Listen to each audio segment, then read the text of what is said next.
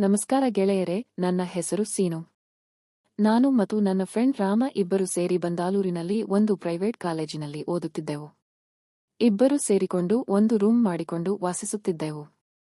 ಅವನ ಊರು ಪಿತ್ತಪ್ಪನ್ಪುರ ಸಮೀಪದ ಒಂದು ಹಳ್ಳಿ. ರಾಮಣ್ಣ ಚಿಕ್ಕವನಿರುವಾಗಲೇ ಅವರ ಅಪ್ಪ ತೀರಿಕೊಂಡಿದ್ದರು. ಅವರ ಮನೆಯಲ್ಲಿ ಅವನ ತಂಗಿ ಮತ್ತು ಅಮ್ಮ ಮಾತ್ರ ಇರುತ್ತಿದ್ದರು. ರಾಮಣ್ಣನ ಅಮ್ಮನ ಹೆಸರು ನಯನ, ತಂಗಿಯ ಹೆಸರು ಪಲ್ಲವಿ.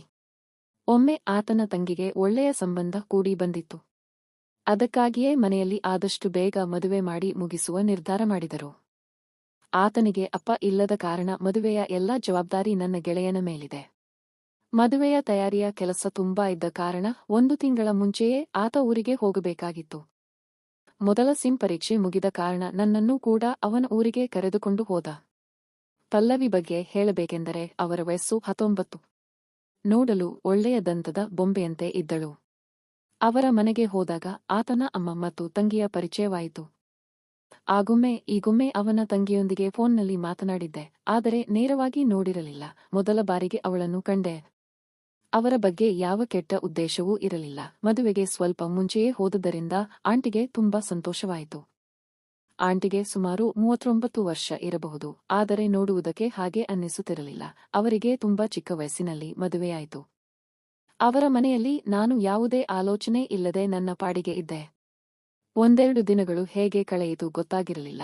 ನನಗೂ ಹೊಸ ಜಾಗ, ಹೊಸ ಪರಿಸರ ಎಂದು ತುಂಬಾ ಖುಷಿಯಾಗಿತ್ತು. ಊರಿನ ವಾತಾವರಣ ಪ್ರಶಾಂತವಾಗಿತ್ತು.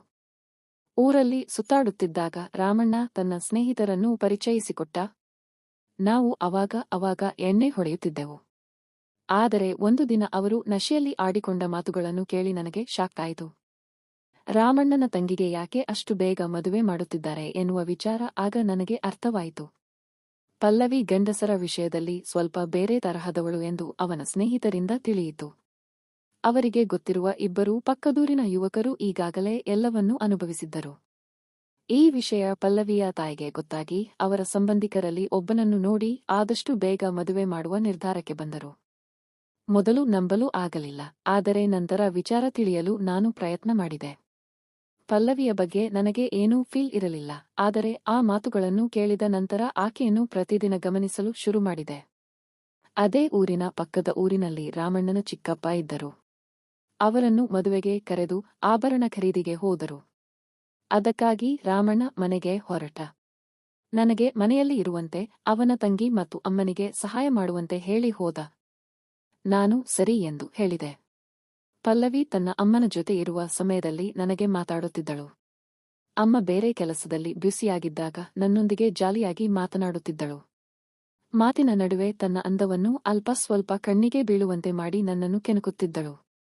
ರಾಮಣ್ಣ ಹೋಗಿ 2 ದಿನವಾದಾಗ ಮನೆಯಲ್ಲಿ ತಾಯಿ ಕೂಡ ನನ್ನೊಂದಿಗೆ ತುಂಬಾ ಚೆನ್ನಾಗಿ ಮಾತನಾಡುತ್ತಿದ್ದರು. ಅವರು ತುಂಬಾ ಸುಂದರವಾಗಿ ಎತ್ತರವಾಗಿ ಇದ್ದರು. ಇಬ್ಬರು ಸುಂದರಿಯರನ್ನು ನೋಡಿ ನನಗೆ ಒಳಗೆ ಖುಷಿಯಾಗುತ್ತಿತ್ತು. ಅವರ ನಡೆನುಡಿಗಳನ್ನು ನೋಡುತ್ತಾ ಇರುವುದೇ ಕಣ್ಣಿಗೆ ಕಟ್ಟಿದಂತೆ ಇತ್ತು. ನಾನು ಎಷ್ಟೇ ಆಗಲಿ ವಯಸ್ಸಿನ ಹುಡುಗ ಅಲ್ವಾ? ನನಗೂ ಬೇರೆ ಬೇರೆ ವಿಚಾರಗಳು ತಲೆಗೆ ಬರುತ್ತಿದ್ದವು. ನಾನು ಆಗೊಮ್ಮೆ ಕದ್ದು ನೋಡುವುದನ್ನು ಆಂಟಿಗೂ ತಿಳಿದು ಬಿಟ್ಟಿತು. ಆದರೆ ಅವರು ಅದನ್ನು ಲೆಕ್ಕಿಸದೆ ತಮ್ಮ ಪಾಡಿಗೆ ಇದ್ದರು. ಮಾತಿನಲ್ಲೂ ನಗುತ್ತಾ ಜೊತೆಯಲ್ಲಿ ಕುಳಿತು ಮಾತನಾಡುತ್ತಿದ್ದರು. ಒಂದು ದಿನ ಆಂಟಿ ಸಂತೆಗೆ ಹೋಗಬೇಕೆಂದು ಹೇಳಿ ಪಕ್ಕದ ಮನೆ ಆಂಟಿ ಜೊತೆ ಸಿಟಿಗೆ ಹೊರಟರು. ಬರುವಾಗ ರಾತ್ರಿ ಆಗುತ್ತದೆ ಎಂದು ಹೇಳಿದ್ದಾರೆ. ಮನೆಯಲ್ಲಿ ಪಲ್ಲವಿ ಮತ್ತು ನಾನು ಇಬ್ಬರೇ ಇದ್ದೆವು. ಬೋರ್ ಆಗುತ್ತೆ ಎಂದು ಲೂಡೋ ಆಡಲು ಕುಳಿತೆವು. ಒಂದು ದಿನ ನಾವು ಲೂಡೋ ಆಟ ಆಡುತ್ತಿದ್ದೆವು. ಆಕೆ ಮಜಾ ಬರುತ್ತೆ ಎಂದು ಹಾಸ್ಯವಾಗಿ ಹೇಳಿದಳು. ನಾನು ದುಡ್ಡು ಲುಕೇನಾಯ್ ಎಂದಾಗ ಅವಳು ಅದೆಲ್ಲ ಆಗುವುದಿಲ್ಲ ಎಂದು ಉತ್ತರಿಸಿದಳು. ನಾನು ಯುಯು ಆಡುವುದಿಲ್ಲ ಎಂದು ಹೇಳಿದ್ದಾಗ ಅವಳು ಸರಿ, ಏನು ಇಟ್ಟುಕೊಳ್ಳೋಣ ಎಂದು ಕೇಳಿದಳು. ಸ್ವಲ್ಪ ಯೋಚಿಸಿ, ನೀನು ಯಾರಿಗೂ ಹೇಳುವುದಿಲ್ಲ ಅಂದರೆ ಮಾತ್ರ ಹೇಳುತ್ತೇನೆ ಎಂದಳು. ನಾನು ಗಾಬರಾಗಿ ಒಪ್ಪಿಕೊಂಡೆ. ಆಟದಲ್ಲಿ ಸೋತವರು ತಮ್ಮ ಬಟ್ಟೆಯನ್ನು ಒಂದೊಂದು ಹಂತವಾಗಿ ತೆಗೆಯಬೇಕಾಗಿತ್ತು. ಮೊದಲ ಸುತ್ತಿನಲ್ಲಿ ನಾನು ಸೋತು ಶರ್ಟ್ ತೆಗೆದು ಹಾಕಿದೆ. 2ನೇ ಸುತ್ತಿನಲ್ಲಿ ಆಕೆ ಸೋತಳು. ಆಕೆ ನನ್ನ ಮುಂದಿದ್ದು ತನ್ನ ನೈಟಿ ತೆಗೆದು ಒಳಗಿನ ಉಡುಪಿನಲ್ಲಿ ಕುಳಿತಳು. ಅದನ್ನು ನೋಡಿ ನನ್ನ ಮನಸ್ಸಿನಲ್ಲಿ ಹಲವು ಭಾವನೆಗಳು ಓಡಾಡಿದವು. ಮುಂದೆ ನಾನು ಮತ್ತೊಮ್ಮೆ ಸೋತು ನೈಟ್ ಪ್ಯಾಂಟ್ ತೆಗೆದಿದ್ದಾಗ ನಾವಿಬ್ಬರೂ ಒಂದೇ ರೀತಿಯಲ್ಲಿ ಇದ್ದೆವು. ಆಕೆ ನನ್ನ ಕಡೆಗೆ ಕುತೂಹಲದಿಂದ ನಗುತ್ತಾ ನೋಡುತ್ತಿತ್ತು. ಮುಂದಿನ ಗೇಮಿನಲ್ಲಿ ನಾನು ಸೋತು ಹೋದಾಗ ಅವಳು ಅದೆನಿಸುತ್ತಾಳೆ ಎಂಬ ಆಶಯದಿಂದ ನಾನೇನು ಬಿಚ್ಚುವುದಿಲ್ಲ, ಆದರೆ ನೀನು ಹೇಳಿದಂತೆ ಕೇಳುತ್ತೇನೆ ಎಂದಳು. ನಾನು ಇನ್ನೀನು ಸೋತರೆ ಬಿತ್ತಬೇಕೇ ಎಂದಾಗ ಅವಳು ತಪ್ಪದೆಯೇ ಎಂದಳು. ನಾವು ಇಬ್ಬರೂ ಕ್ರೀಡೆ ಮತ್ತು ಆನಂದದಲ್ಲಿ ಮುಳುಗಿದ್ದರು. ನಾವಿಬ್ಬರೂ ಸುಮಾರು ಅರ್ಧ ಗಂಟೆ ಮುದ್ದಾಡಿಕೊಂಡು ಕಾಲ ಕಳೆದಿದ್ದೆವು.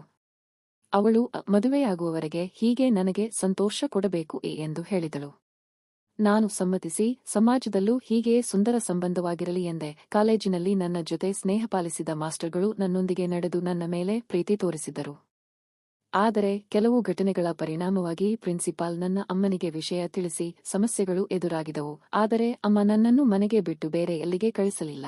ನಾನು ಹೀಗೆಯೇ ಮನೆಯಲ್ಲಿ ಓದು ಮುಗಿಸಿ ಪರೀಕ್ಷೆ ಪಾಸಾಗಿ ಬಂದಿದ್ದೆ. ಈಗ ನಾನು ಒಳ್ಳೆಯ ಸಂಬಂಧದ ಹುಡುಗನಾಗಿ ಮದುವೆಗೆ ಸಜ್ಜಾಗುತ್ತಿದ್ದೇನೆ.